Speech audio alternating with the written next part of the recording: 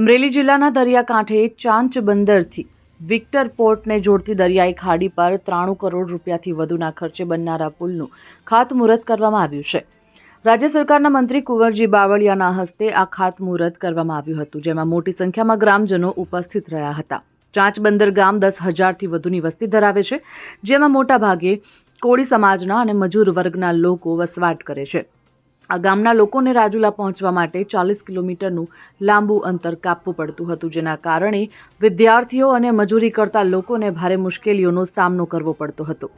ગ્રામજનો દ્વારા વર્ષોથી રાજ્ય સરકાર સમક્ષ આ પુલ બનાવવાની રજૂઆતો કરવામાં આવી રહી હતી. સ્થાનિક ધારાસભ્ય હીરાભાઈ સોલંકી અને મંત્રી કૌશિક વેકરિયા સહિત 5 ધારાસભ્યોએ મુખ્યમંત્રી સમક્ષ વારંવાર રજૂઆતો કરી હતી, જેના પરિણામે આ પુલને મંજૂરી મળી છે.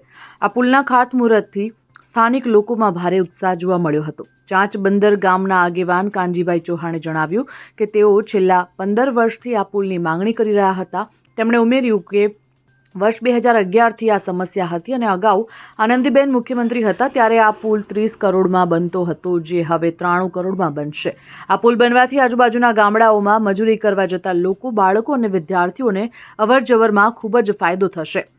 હવે તેઓ રોજ જઈને સાંજે પરત આવી શકશે, કારણ કે અંતર ઘટી જવાથી સમય અને શ્રમ બંનેની બચત થશે. Bureau report, Gujarat fight news.